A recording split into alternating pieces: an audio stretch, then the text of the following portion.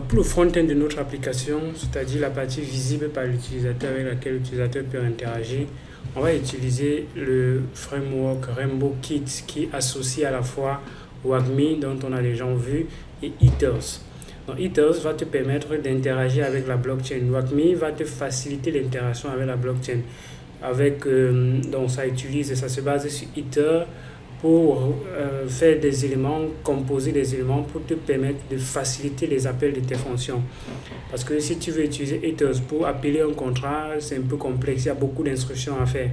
Alors qu'avec WAGMI, il va justement condenser tout ça, mettre à un seul endroit et tu pourras appeler une seule fonction pour charger ton contrat et appeler les fonctions à l'intérieur. Donc c'est très pratique, c'est très intéressant et c'est ce qu'on va utiliser. Donc WAGMI va dans son sens s'associer à Rainbow Kit qui va lui mettre une interface facile de connexion à la blockchain. Donc ça va te donner une interface comme celle-ci. On voit par exemple là cette interface graphique où il y a plusieurs portefeuilles avec lesquels tu peux te connecter. C'est quelque chose qui est parfois compliqué de coder. Parce que quand vous voyez sur les applications, sur Pancake, soit qu'on dit se connecter avec MetaMask, ou bien Coinbase, ou bien ainsi de suite, c'est compliqué. Ce sont des choses assez complexes parfois à réaliser. Et Rainbow Kit a apporté une plus-value à ce niveau-là pour faciliter la création de la connexion, de l'interface de connexion avec les portefeuilles. Il suffit juste de le configurer et lui, il va maintenant mettre sur pied les mécanismes de le faire. Donc, on va installer Rainbow Kit qui derrière va installer WAGMI et Ethers. Si on voit dans l'introduction au niveau de l'installation, on a la possibilité pour un projet qui existe déjà. Si on avait déjà créé notre projet avec WAGMI et Ethers, on peut simplement venir installer le Rainbow Kit qui va se mettre simplement, en fait c'est un plugin qui sera ajouté à ce qu'on avait déjà. Donc c'est pas dit qu'à chaque fois il faudra repartir de zéro, mais comme on n'a encore rien pour un début, on va justement repartir de zéro en installant avec Rainbow Init ceci. Donc en faisant ça, il va installer trois choses. Il va s'installer lui-même dans le Rainbow Kit, il va installer WAGMI et il va installer Ethers. Ça va faire qu'on n'aura plus besoin par la suite d'installer WAGMI et d'installer Ethers, ça sera déjà inclus. Vous voyez que quand on voulait installer WAGMI, il demandait d'installer WAGMI et Ethers. Or là maintenant on va installer Rainbow et Rainbow Kit qui installe lui-même d'abord WAGMI et Ethers. Donc on va on va prendre cette commande là. Et j'avais déjà quelques petits éléments. Je vais céder pour point. Je vais l'appeler multisignature 2. Donc, je tape la commande, tac, tac, tac. Il va me demander de donner le nom du projet que je veux créer. Parce que ça va créer un nouveau répertoire avec un nouveau projet. Chaque fois qu'on tape npm, oh là là, non, il ne va pas le faire comme ça. C'est plutôt ceci que je dois taper et non l'autre. Ok. Donc Rainbow Init. Donc npm init. npm init, ça va initialiser un répertoire, un projet. Et là, ça va demander le nom de ce projet. Je vais l'appeler multisig. Multisig, tout simplement. Multisig, tout simplement. Donc multisig. Il va me créer tout ce dont j'ai besoin à l'intérieur. Ce sera une application basique, ce sera une application de base très simple qui aura le minimum, c'est-à-dire le bouton connecter qui doit fonctionner, qui doit se connecter avec le wallet qui est configuré sur le navigateur et l'interface sur laquelle tu ouvres. Donc, si on ouvre ça dans l'onglet d'app de notre Trust Wallet par exemple, on peut choisir MetaMask parce que MetaMask c'est la même chose que en fait, si on est sur Trust Wallet, si on choisit MetaMask, ça va passer. C'est tout simplement une petite connexion qui se fait entre ton wallet et l'application pour qu'il puisse lire ton adresse et qu'il puisse donc appeler ton adresse quand il en a sollicité ton adresse quand il en a besoin. Peut-être s'il faut signer une transaction, par exemple, il doit envoyer la transaction dans ton portefeuille et c'est le portefeuille qui va maintenant signer la transaction.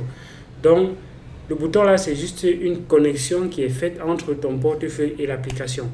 Ça ne veut en aucun cas dire que l'application peut prendre la crypto-monnaie dans ton portefeuille. Non, pas du tout. C'est pas ça. C'est un peu comme si vous avez une carte bancaire et vous dites, ok, le simple fait que il y a un guichet d'une autre banque qui te permet d'utiliser la carte, ça veut dire que ce guichet est automatiquement connecté à ta carte. Non, ce guichet est juste une connexion, une passerelle entre ta carte et ta banque. Donc, chaque fois, on doit faire les actions avec ta banque derrière. Et donc, ce guichet, ce n'est qu'une passerelle. C'est pareil, Trust Wallet, ce n'est qu'une passerelle, c'est un outil qui est au milieu.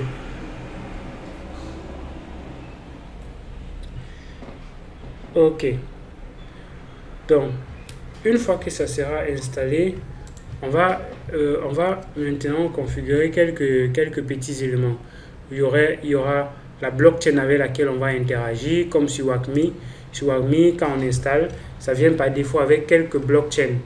On a quelques blockchains qui sont déjà installés. Et par défaut, c'est la blockchain Ethereum. Vous savez, ces outils-ci, majoritairement, ont été conçus pour le réseau Ethereum. Et comme d'autres blockchains se basent sur la même machine virtuelle Ethereum, c'est pour ça que ça fonctionne avec d'autres blockchains. Donc, tu ne vas pas retrouver ici les configurations, par exemple, du réseau BSC, par exemple. Si on va au niveau des providers, si on va au niveau de la configuration des chaînes, vous voyez, la configuration des chaînes, ça vient avec déjà quelques blockchains par défaut. Les blockchains qui sont là par défaut, ce sont les blockchains de Ethereum. La blockchain de le mainnet Ethereum, on a le client,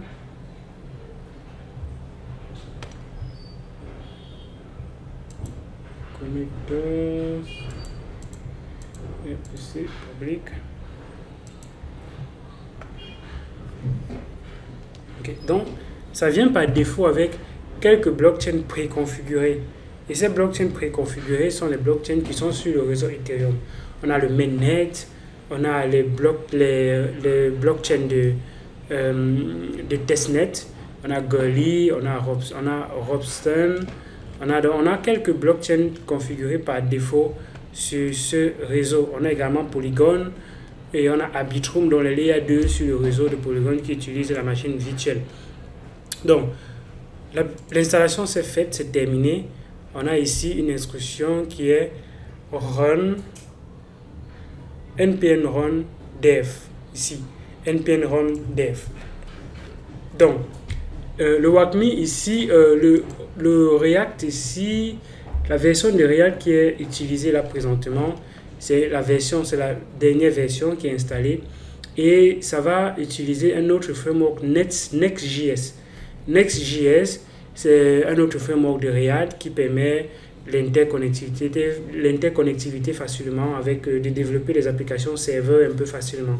Donc, ça va se baser sur Next.js. Donc, quand on va aller dans le répertoire où ça a été installé, on va voir dans le package config. Donc, je vais mettre ici cd multisig. OK. Je fais code et je dis point. Ça va ouvrir l'interface de Visual Code dans le répertoire dans lequel le projet est installé. Package JSON, on va voir qu'il y a quelques librairies qui ont été installées. On voit bien WACMI, Ether ont été installés, React bien évidemment et Next dont je disais tantôt. Donc tous ces éléments là sont installés déjà et il y a une application basique. Si on va au niveau des pages, on a Index qui est cette page ici qui va afficher Welcome to blablabla avec quelques petits éléments de texte à documentation, les quelques exemples avec des liens, ainsi de suite. Donc ce sera juste un truc basique quoi. Et voilà la configuration de base avec une blockchain qui est déjà existante, un bouton connect qui est déjà existant. Le voici au niveau de Index, il est là. Le voici, le bouton connect, il est là, le bouton connect. La configuration s'est faite ici. On a configuré plusieurs réseaux, le mainnet de Polygon, le mainnet c'est Ethereum. On a Polygon, on a Optimism, Arbitrum qui sont des réseaux configurés. Nous, on n'a pas besoin de tout ça. On va supprimer et on va tout simplement mettre le localhost qui est aussi déjà dans les configurations. Je vais supprimer Alchemy ici parce que j'ai pas besoin.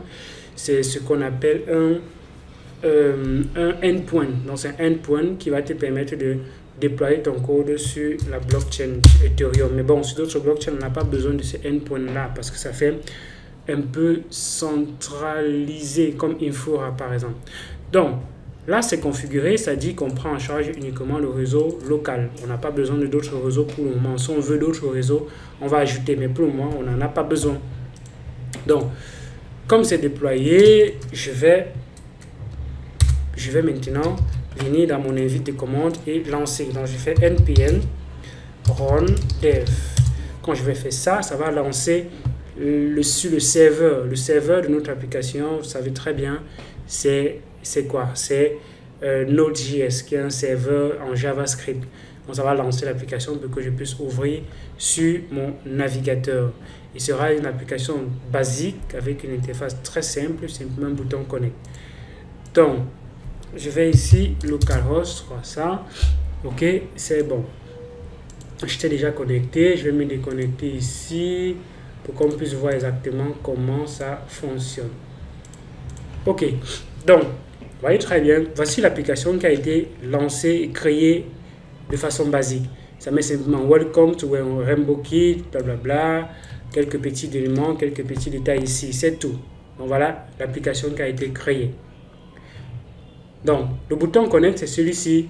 C'est lui qui affiche cette interface où je peux décider, je me connecte avec quel portefeuille. Je peux me décider de connecter avec Coinbase, bien avec Wallet Connect. On peut ajouter d'autres portefeuilles aussi. Vous avez vu dans l'interface que eux ils ont créé, il y a beaucoup plus de portefeuilles. Il y a Agent, il y a Trust Wallet, il y a Omni, ainsi de suite. Donc il y a beaucoup. Il y a plein. Parce qu'on peut configurer, on peut ajouter les wallets. Donc, si on va ici dans la documentation, on voit bouton Connect. Le bouton Connect, on peut le configurer aussi. On peut dire, ok, moi je veux que mon bouton ait un label différent. Donc, je vais venir simplement ici au niveau du bouton, dans Index. On va travailler uniquement dans Index. Au niveau du bouton, je mets label. Le label ici, je dis, bon, je vais mettre connecte-toi. Connecte-toi. Point d'exclamation. Donc, ça a changé automatiquement. C'est déjà connecte-toi. Donc, ce sont les petits éléments qu'on peut configurer. On peut configurer bien d'autres choses. On peut dire, ok, quand il sera connecté, qu'est-ce qui va s'afficher? Est-ce qu'il y aura un avatar? Est-ce que c'est son adresse qui va s'afficher? On va afficher Chain ID. Est-ce qu'on va afficher le solde de son compte quand il sera connecté? C'est-à-dire le coin de la blockchain sur laquelle il est connecté. Si on est sur Matic, on va afficher le nombre de Matic qu'il y a dans son portefeuille. Si on est sur la BSC, on va afficher le nombre de BNB. Qu'on est sur Ethereum, on va afficher le nombre d'Ethereum qu'il aura dans sa fonction de la blockchain sur laquelle la personne se trouve. Ok, donc voilà tout ce qu'on aura besoin pour ce wallet-ci, pour ce Rainbow Kit. Le reste, ça va se faire avec WACME et Ethers tout simplement. Donc, comme c'est déjà là, notre application est déjà fonctionnelle. Je vais modifier un peu quelques petits éléments ici. Je vais venir dire OK. Je vais dire OK, bienvenue. Bienvenue. OK. Point d'exclamation. Bienvenue dans multi-signature. Bienvenue dans multi-sig. Ok, je vais laisser ça comme ça.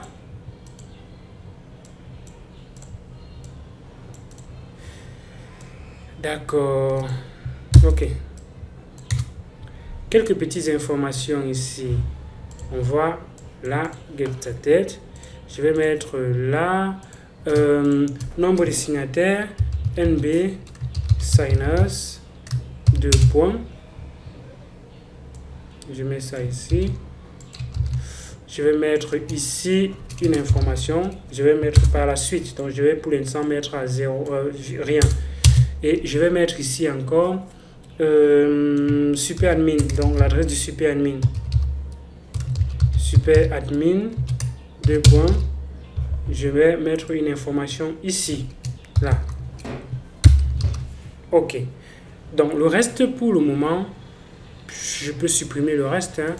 Ça ne me sert pas à grand chose. Je vais supprimer le reste.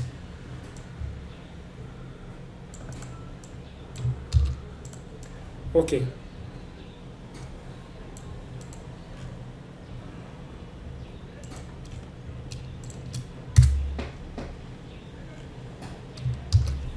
Ok.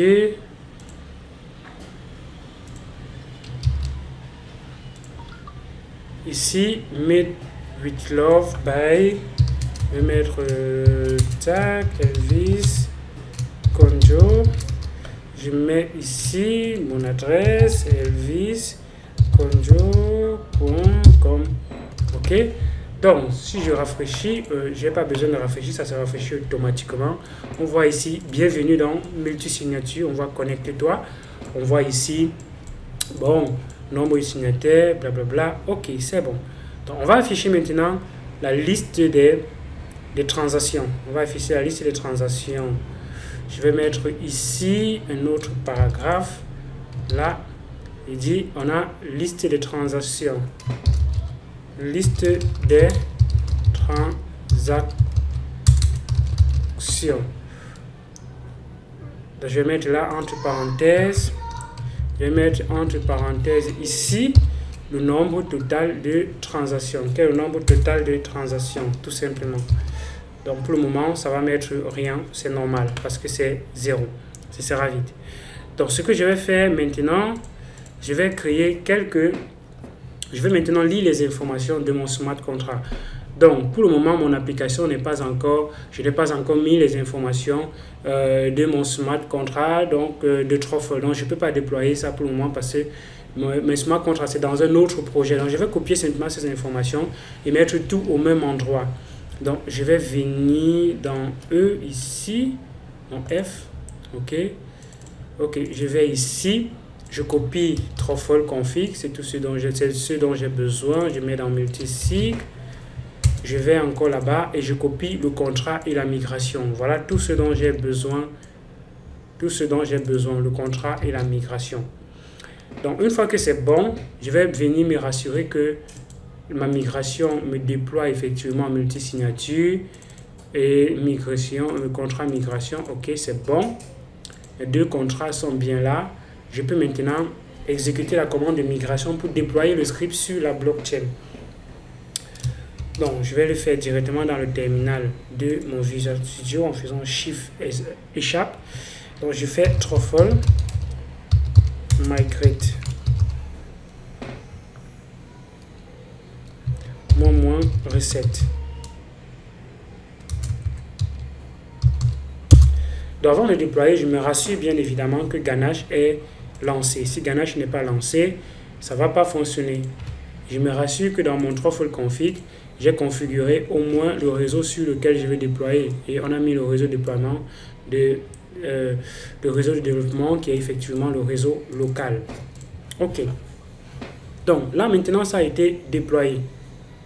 C'est bon, ça a été déployé. Donc, on va passer maintenant à l'étape suivante. L'étape suivante va consister à afficher les informations. Donc, je vais déjà commencer. Je n'ai pas forcément besoin de me connecter parce que pour lire la blockchain, je n'ai pas besoin de me connecter. Donc, je vais d'abord laisser, je ne vais pas me connecter. Je vais afficher les informations qu'il y a dans mon smart contract ici. Et on va utiliser WACME. WACME va nous permettre de lire les informations dans un smart contract et d'interagir avec la blockchain, d'interagir avec les smart contracts facilement. Donc, je vais utiliser la fonction read, use contract read avec S. Parce que read sans S me permet d'appeler une seule fonction dans un smart contract. D'appeler une seule fonction à la fois. Or, quand je mets read avec S, ça me permet d'appeler plusieurs fonctions à la fois d'un coup. Et ça fait que j'évite d'appeler beaucoup trop de choses, à chaque fois. Donc, dans WACME, je vais importer le use. OK. App ici. Je vais baisser ça.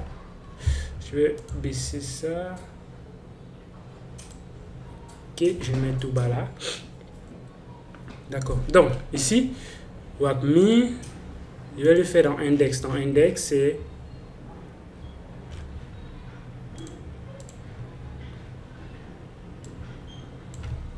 OK, je vais le faire dans index. OK, voici dans index. C'est là où on est. C'est là où on a déjà mis les choses qui sont en attente. Donc, je vais importer WACME. Voilà. Dans WACME, j'importe use contract. En React, pour faire des choses très simples, je vais déclarer je vais déclarer des variables d'état, des state variables, des variables d'état qui vont changer au fur et à mesure qu'il y aura des modifications qui vont arriver. Quand il y aura une modification qui va arriver, je n'aurai pas besoin de rafraîchir la page, ça va se mettre à jour automatiquement. Donc, c'est ce qu'on appelle les variables d'état, les state variables. Je vais déclarer une variable pour prendre le quorum, le superadmin et aussi le nombre, la liste en fait, la liste des transactions. Et pour info, j'ai modifié un peu mon smart contract pour qu'il me permette déjà de stocker la liste des transactions. Oh là là. Donc, je vais prendre plutôt cette version-ci. Ok.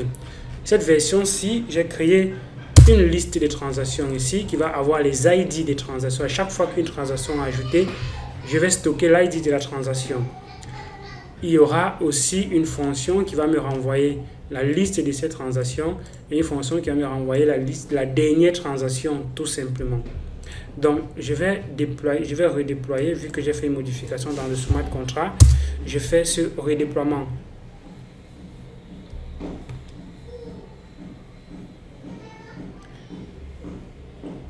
Ok. Donc, c'est bon. Pendant que le redéploiement se fait, vous allez constater qu'il y a dans le répertoire build ici, /contract, on a ce qu'on appelle ABI. Les ABI, c'est le code de JavaScript, le code de JSON, qui est un peu comme le squelette de mon smart contract. Et c'est avec ça qu'on va interagir facilement avec la blockchain parce qu'on sait la structure du smart contract. Donc, dans index ici, j'ai déjà use contract. Je vais créer donc des variables.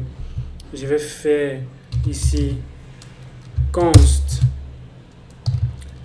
Je vais déployer quoi? Je vais mettre quorum. Je vais mettre underscore quorum tout simplement. Quorum et qui va prendre une fonction setQuorum. setQuorum et qui est en fait un use state. Donc, il y a un use state et qui va prendre par défaut le quorum, c'est 0, tout simplement 0. Je crée maintenant un superadmin aussi, variable superadmin, super A tout simplement. Et ici, une fonction pour la modifier, set super A. Donc, et là, ça va mettre par défaut 0x. Voilà. Donc, voilà une fonction. Tac, tac, tac. Je vais mettre ici aussi la liste des transactions. Ok, liste transaction. Et là, ici, je vais mettre set liste T. Et la liste ici, ça prend par défaut un tableau vide. Ok. Donc, quorum ici, je peux déjà mettre la valeur là. Signers, c'est le quorum, le nombre de signers, quorum. Ici, je peux mettre déjà underscore super admin. Et là, ici, le nombre, je vais mettre ici underscore list transaction point length. Ok. Donc, si je vais dans mon code, ça aura les valeurs par défaut. Si je vais dans mon interface, mon application, on voit que ça a mis ces valeurs par défaut. Signers 0 ou X et nombre de liste de transactions, on est entre parenthèses 0. C'est tout à fait normal. Parce qu'on n'a pas encore lu les informations de la blockchain, on a initialisé les valeurs par défaut. On va maintenant prendre use contract pour lire les informations. Comment est-ce qu'on l'utilise? Quand on va appeler use contract, on va mettre une configuration de notre smart, les informations de notre smart contract. On va donner les informations de notre smart contract. Je peux mettre ça ici. Notre smart contract qui est le contrat multi-signature ici. Le contrat multi-signature contract. Je vais mettre avec M minuscule. OK. Son adresse, je peux l'avoir à multi-signature. Donc, je vais d'abord importer ici. Import multi signature. Et là, c'est from, point. Je suis dans le répertoire page ici. Donc, point, je retourne au répertoire racine. /build, /contract, /multi-sig.json. Donc, voilà, multisignature.json. OK. Donc, ici, pour avoir son adresse, je vais simplement faire multisignature.networks. Je mets le réseau sur lequel on est actuellement, qui est le réseau C. C'est son ID ici. 1337.adresse. Voilà l'adresse de ce smart contract sur ce réseau. Donc ici, multisignature.ABI, ça va me donner le ABI de l'adresse de ce smart contract.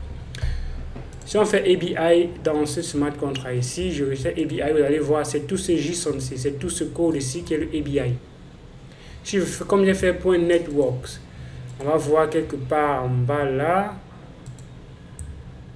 compiler networks, voici ça, .l'ID, donc voici ce qu'il y a dans ce network pour celui-ci. Donc plus il y aura on va déployer ce même smart contract sur plusieurs réseaux. Les ID de ces différents réseaux avec ces adresses vont s'ajouter au fur et à mesure qu'on va déployer sur différents réseaux. Si c'est le même réseau, il va tout simplement changer l'information qu'il y aura ici. OK. Donc, une fois que c'est fait, la deuxième étape maintenant, WAGMI nous dit, c'est d'appeler la fonction, les différentes fonctions en passant le nom de la fonction. Et s'il y a les paramètres qu'on veut passer, c'est avec argument, comme on voit ici. Donc, je vais simplement copier ça. J'ai besoin d'appeler deux fonctions uniquement. Donc, je viens dans mon contrat. Tac. Là, il dit OK. OK, je mets close ici. Oh non, je ferme d'abord comme ça. Je ferme là. Et je ferme là. Et point virgule. OK. Donc là, j'ai créé. Tac. OK. Là, je viens de dire OK. Quand je mets point, le nom d'une variable, ça va copier tout ce qu'il y a dans cette variable-là et mettre ici. Donc, c'est la même chose que je mets adresse ABI, puisque cette variable a deux informations, donc adresse ABI. Mais comme je ne veux pas mettre la même chose chaque fois, je vais simplement mettre point, le nom de cette variable-ci. Donc, ça me copie tout ce qui est à devant. La fonction que je vais appeler deux fonctions. La première, je vais m'appeler trois fonctions. La première, c'est coron, pour prendre l'adresse, pour prendre le nombre du coron. Deuxième, c'est superadmin, pour prendre l'adresse du superadmin. Et je vais encore appeler une troisième fonction. La fonction là, c'est la fonction getList qui va me renvoyer la liste de tous les utilisateurs, la liste de toutes les transactions, ID list. OK. Donc, une fois que j'ai fait ça, c'est bon. Maintenant, je peux mettre une autre fonction ici, onSuccess. OnSuccess, data. Et voilà ce qui se passe. Donc, quand je retourne dans WAGMI, il me dit, je peux à un moment donné, si je veux traiter le résultat dès qu'il y a un succès, dès qu'il y a des événements qui arrivent, je peux faire comme ceci. Tac.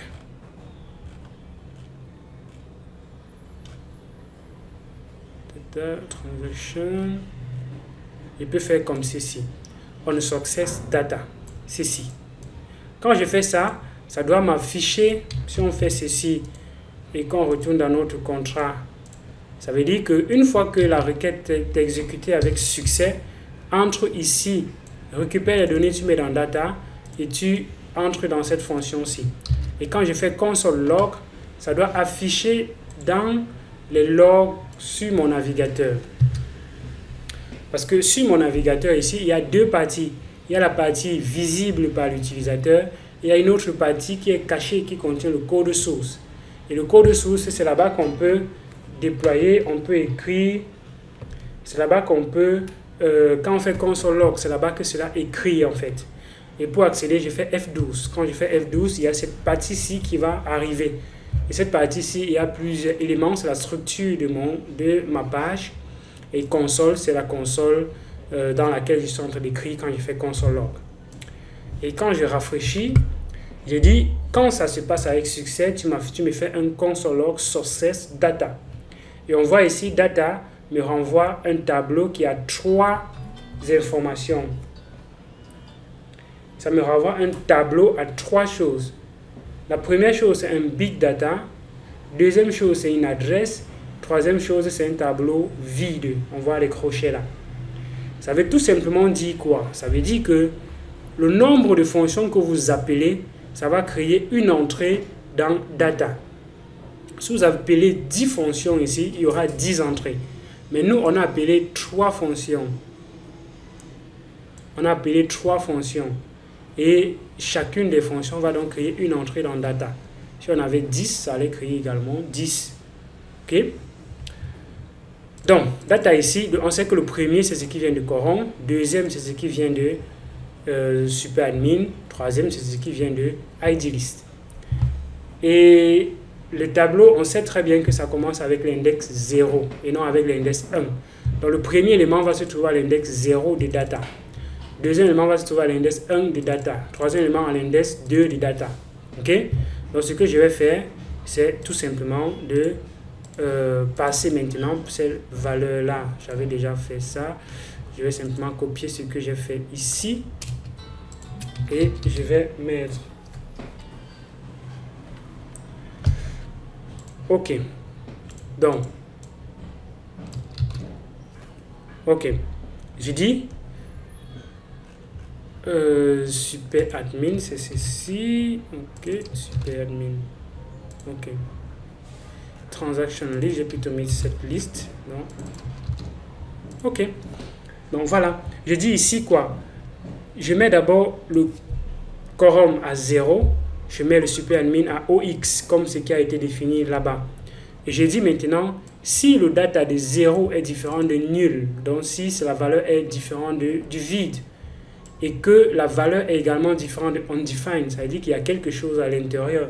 Donc je récupère, je fais data de 0.toString, donc je convertis ça en string, en chaîne de caractères. Et j'appelle maintenant la fonction setCoron. On a dit la fonction setCoron, c'est ce qui permet de modifier le coron. Donc ça va appeler setCoron et ça va mettre ça, ça va remplacer ce qu'il y a dans coron. Et il dit donne Q, donc coron. Je fais la même chose avec S, je fais la même chose avec S, le superadmin, donc la liste des transactions, tout simplement, là.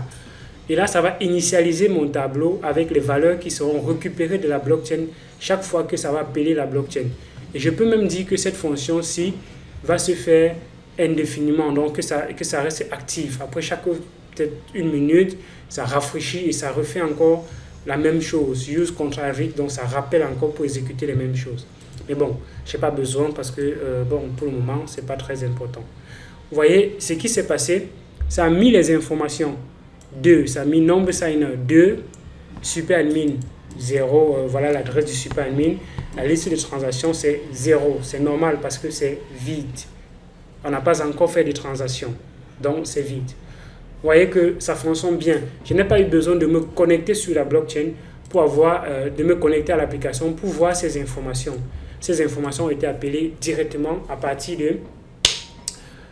de WACMI.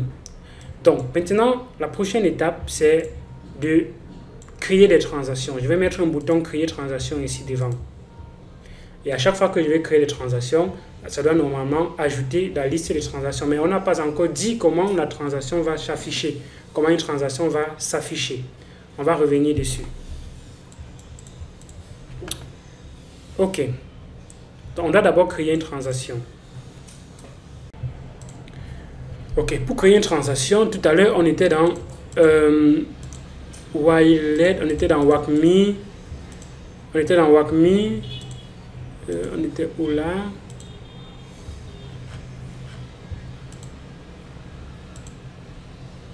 OK, on était ici, dans Use Contract Read. il y a plein d'événements, hein, il y a plein de choses, qu'on peut faire, disconnect, ainsi de suite. Il y a tellement, on use network, use provider. Network, ça te permet de voir quel est le réseau qui est utilisé, ces petits éléments-là en fait. Donc, on a une autre fonction ici qui est use contract write. Use contract write, ça permet d'écrire dans un smart contract. Ça permet d'écrire. Donc, on a deux types de fonctions sur la blockchain, vous savez très bien. On a des fonctions qui lisent les données, c'est-à-dire qui n'utilisent pas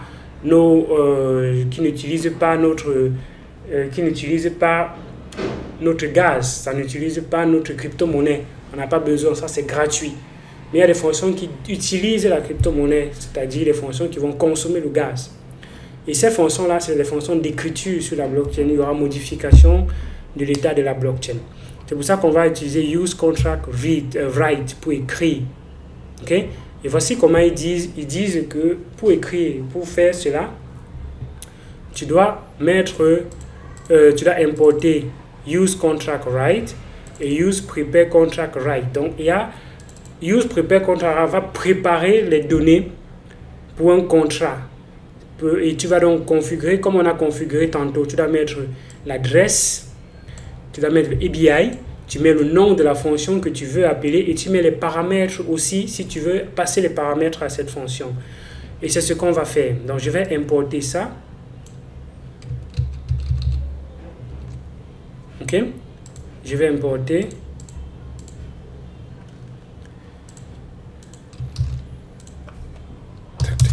Ok, j'importe. Voilà. Ici, je dois passer config. Et je prends aussi ça directement.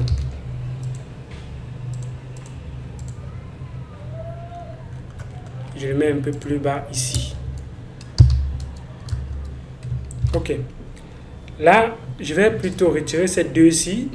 Adresse et ABI, on sait qu'on a déjà ça en faisant tout simplement multi-signature. Donc en faisant multi-signature. Donc si je mets là multi-signature, ça me copie l'adresse et le ABI. Ok. Dans la fonction que je vais appeler dans notre exemple, c'est create transaction. Donc c'est ceci. Et la fonction, je dois prendre en paramètre deux choses. Donc, je vais mettre argument, deux points. Je donne un tableau qui aura ces deux éléments qui vont être appelés. L'adresse du récepteur que je vais copier ici. Je dis, ok, c'est cette adresse-ci qui va recevoir. Donc, je mets là. Toi, tu as l'adresse qui va recevoir. Ok. Ça, c'est l'adresse qui va recevoir celle-ci. Et la deuxième information, c'est amount. Amount, c'est la quantité de Ethereum qu'on va, qu'on doit mettre pour cette transaction. Et là, je vais utiliser un convertisseur qui va me convertir en entier, un nombre entier en Wei. Donc, en Wei, c'est la plus petite, donc soit 10 exposant 18 en fait. Donc, je vais utiliser la librairie ethers. Ethers.utils .pass ether et je dis ok, convertis-moi 2 Ethereum. On va utiliser 2. Donc à chaque fois qu'on va cliquer sur le bouton, c'est 2 Ethereum qui seront créés comme transaction 2. Ok, maintenant ici on a déjà data là-bas en haut, is loading. Je vais mettre là, je vais renommer cette variable ici D1. Et je mets ceci ici en haut, is L1. Voilà, donc je renomme simplement les variables. 2 points, je mets le nouveau nom. Is E1. Voilà. Ok, donc ici, je vais dire, toi, tu vas prendre ça, c'est bon, use config, c'est ok. Donc là, présentement, j'ai déjà configuré. Maintenant, il faudrait simplement que j'appelle la fonction write pour appeler l'exécution. Et je vais donc mettre un bouton. Je vais mettre ce bouton-ci. Je le mets ici au niveau de la liste des transactions. Donc, je le mets là. le bouton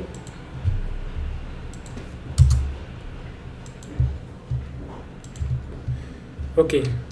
Le bouton va dire créer transaction. Créer une transaction. Voilà. Donc, ce bouton-là, créer une transaction, va simplement appeler la méthode write. Write, c'est cette méthode-ci qui va venir de use contract. Donc, ça va appeler cette méthode-là pour interagir, pour exécuter l'action qu'on a configurée ici plus haut. D'accord? Donc, on va aller. On va essayer ça. On voit ici le bouton est disable. On a dit disable. On a dit que le bouton est désactivé si les configurations de write ne sont pas bonnes. Le bouton est désactivé si les configurations de write ne sont pas bonnes.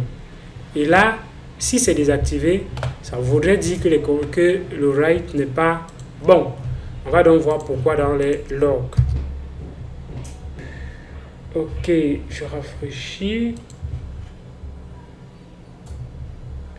Ok. Action déprecateur. Détecteur. Ok, c'est normal. Pourquoi c'est normal? Tout simplement parce que la personne n'est pas encore connectée. Et tant que tu n'es pas connecté, tu ne peux pas faire de transaction. Je ne peux donc pas cliquer sur le bouton connect, le créer transaction sans être connecté. C'est la raison pour laquelle ici on a dit disable si tous les paramètres ne sont pas corrects. Donc si write, le bouton write, si l'option write n'est pas OK. Si ce n'est pas write, alors le bouton est désactivé. Donc, connecte-toi. Choisis MetaMask. Suivant, connecté. C'est bon. Vous voyez que là maintenant la personne s'est connectée et le bouton write est activé. Le bouton write est maintenant activé. Il peut cliquer sur ce bouton. Quand je clique sur le bouton, vous voyez très bien, ça ouvre l'interface de MetaMask ici pour me demander de confirmer la transaction, de signer cette transaction que je vais faire. Et je confirme la transaction. La transaction a été faite. Donc, si je vais ici, normalement, la transaction est confirmée. La transaction est terminée. C'est bon. C'est OK. La transaction est confirmée. Donc, voilà une transaction qui a été faite. Si je rafraîchis ça normalement, ça doit me mettre la liste des transactions. Ça doit me mettre au moins une transaction ici. Vous voyez, ça me met une transaction. Là, ça met 1. Il faudrait maintenant que dans notre liste, comme ça, déjà la liste des transactions, on aille maintenant récupérer les transactions et on affiche ici, qui est la prochaine chose qu'on va faire. Le reste des choses, on a déjà read, write, on s'est déjà lu, on s'est déjà écrit dans un smart contract. Donc, vous pouvez maintenant faire ce que vous voulez. Créer des transactions où on peut configurer le montant qu'on met, l'adresse du récepteur, ainsi de suite. Ça, ce seront juste les paramètres à configurer dans la fonction qu'on a vue déjà tantôt. Donc maintenant, on doit afficher la liste des transactions. Donc, on va venir ici. OK. On doit maintenant prendre la liste de ces transactions, la liste des transactions qu'il y a ici. Donc, on doit faire pour chacune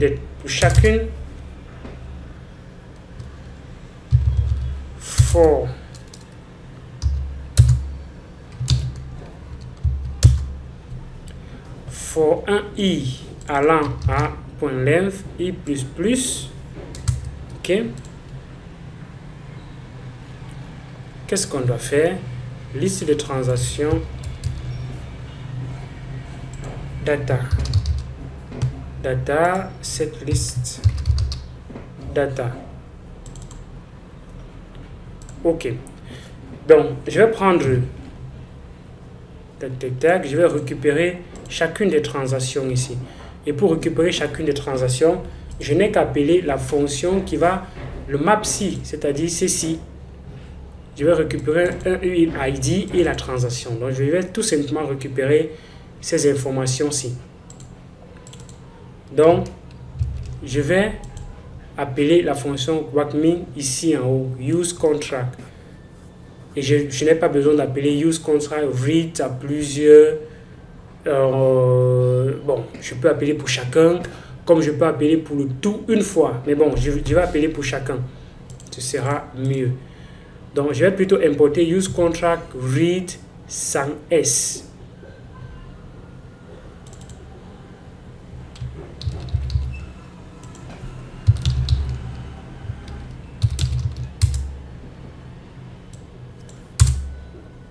OK. Donc, use contract read avec S, use contract read sans S. Donc, je vais appeler ici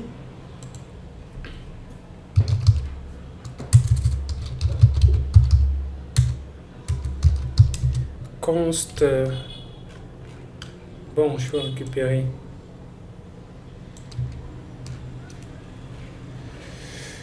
Je récupère ça. Si on va au niveau de use contract read, on voit que c'est les mêmes configurations que read contract. On va juste pas mettre contract parce qu'il y a un seul. Donc on ne va pas mettre contract comme on voit ici. Donc il y aura un seul truc. Donc c'est-à-dire celui-ci. OK? Donc à ce niveau, ce sera bien évidemment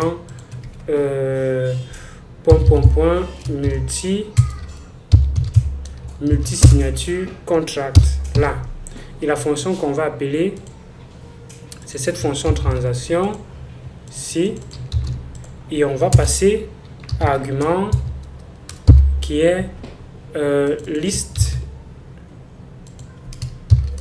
de points qui est liste de i. Voilà. Donc une fois que j'ai récupéré, je peux mettre maintenant là on success data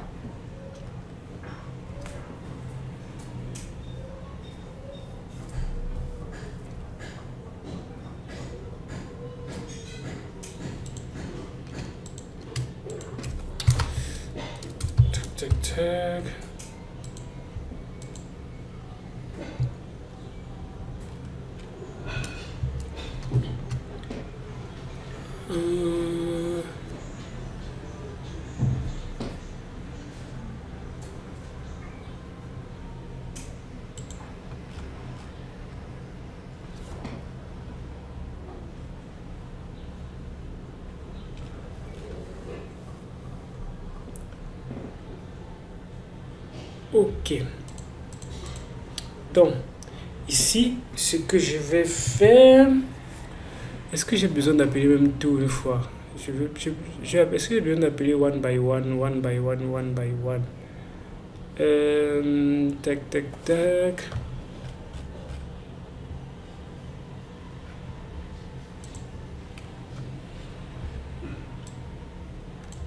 Bon, je vais mettre ici, je vais appeler tout une fois. Hein.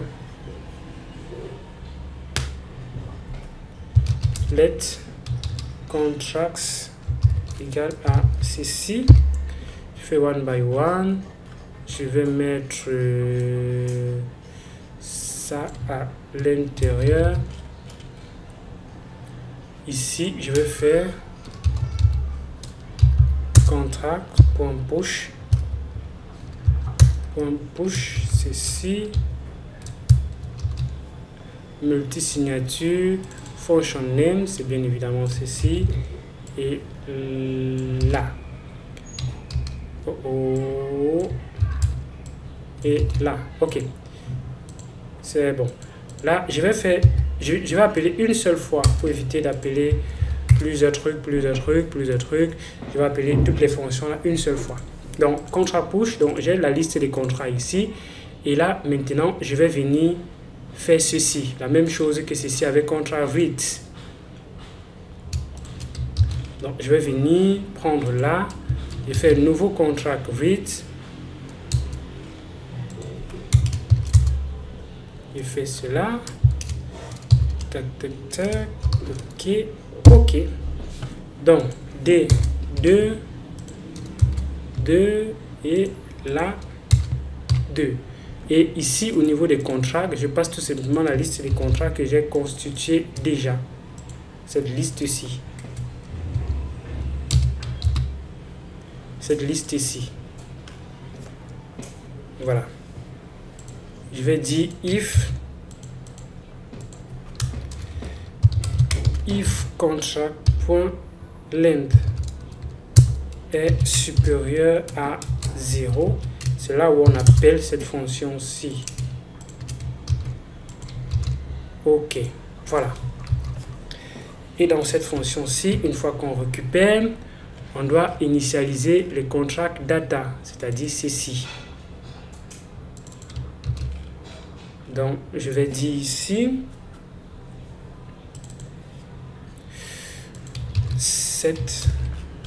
non, je récupère plutôt ça, cette liste data et je mets la data. Cette liste data, et je peux faire aussi console.log de data. OK, c'est bon.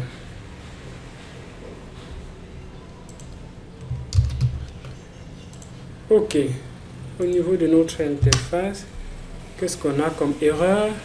List is not defined. Where is that? List.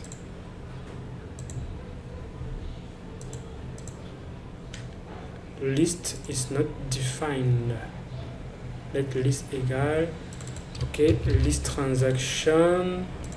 C'est plutôt list transaction ici. The index. OK.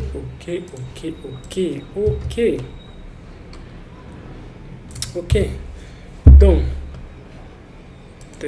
tac, OK.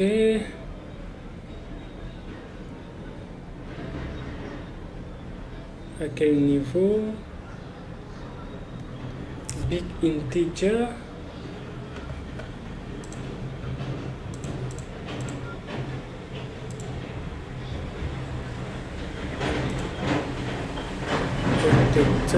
Console.log success.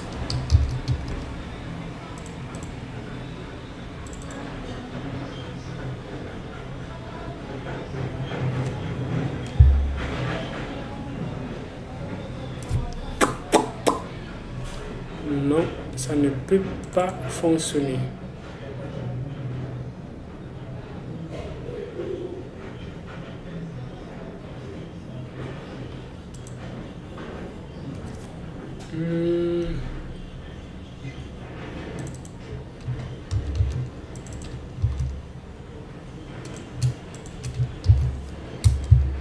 Non, ça peut pas fonctionner, c'est normal parce que oui, je n'ai pas mis ça dans une variable qui change, donc rien ne va déclencher cet événement là.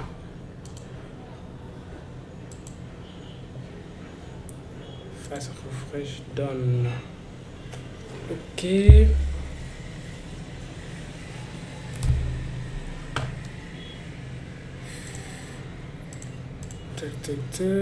If data.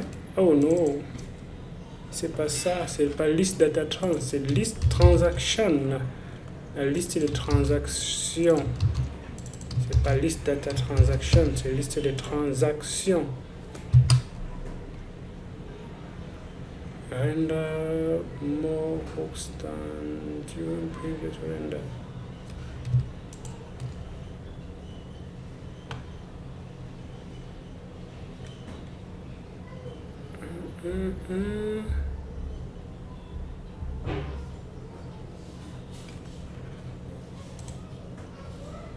Oh, à quelle ligne ici? OK, bon, je vais séparer maintenant la liste des transactions dans un autre fichier. Donc, je vais créer le fichier transaction, et à l'intérieur, je vais mettre les transactions, la liste des transactions, cette liste qu'on va voir apparaître dans la liste de transactions. Donc pour ça, je vais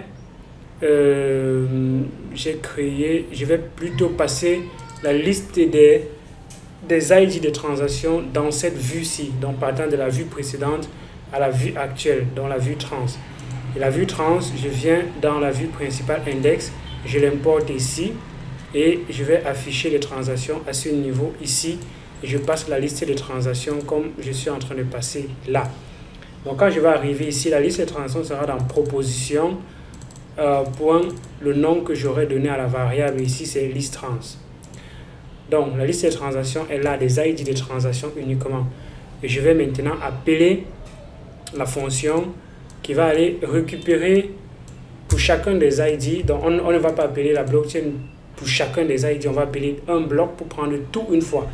Donc je vais constituer donc la liste des contrats, des différents contrats pour chaque ID de transaction. C'est pour ça que je fais cette boucle-ci donc pour chaque transaction qui aura à l'intérieur, on va récupérer et on va ajouter ça dans le contrat et après je vais appeler contrat read avec S qui va donc récupérer la liste de tous les contrats.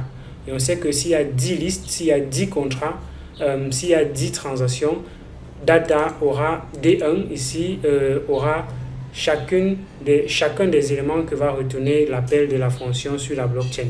La fonction qui sera appelée c'est transaction, c'est-à-dire cette map-ci où il y a la liste de transactions et comme je vais passer l'ID, ça va me retourner la transaction. Ok, donc une fois que j'ai récupéré ça à ce niveau, je vais dire ok, quand c'est success, quand ça se passe bien, je vais cette liste data. Et cette liste data-ci, en fait, là, c'est l'élément que j'ai appelé ici, c'est-à-dire un élément de state qui va modifier l'état de cette variable-ci. Donc, une fois que ça sera fait, je suis sûr que j'ai déjà récupéré tous les éléments qui sont là. Et je vais maintenant venir dans le return ici, faire ce qu'on va appeler une génération de la vue. Donc, pour chaque élément, donc je vais prendre, vu qu'on a un map ici, pour chaque élément de cette carte, de ce tableau, je vais appeler cette fonction-ci. La fonction, c'est une div qui va m'afficher récepteur, aller à la ligne, montant, aller à la ligne. Donc, récepteur à la ligne, montant, le nombre de signataires déjà pour cette transaction, l'état de la transaction. Si la transaction est déjà validée, ça ne va rien afficher. Si ce n'est pas validé, ça affiche un bouton validé. Pour le moment, le bouton ne fait rien.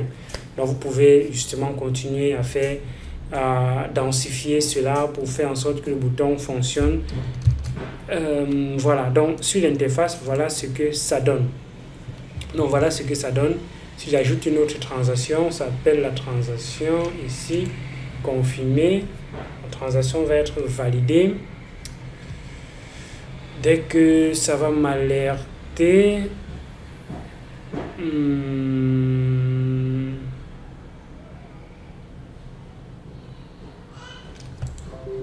voilà, c'est bon. Je rafraîchis. Quand je rafraîchis, on voit 2. Vous avez bien vu ici, la liste de transactions a changé. Donc, il y a 2 transactions qui se sont ajoutées. Donc, je vais mettre l'idée des transactions pour qu'on ne pense pas que ce soit la même chose. Par contre, chaque fois pour 2. Donc, je vais mettre ici l'ID. Donc, ID de la transaction, c'est à 0.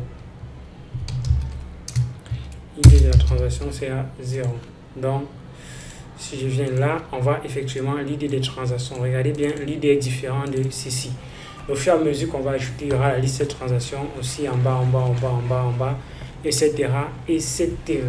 Donc, voilà ce petit tutoriel qui vous permet de créer une interface visuelle pour votre DApp. N'hésitez pas à poser les questions au maximum dans le groupe.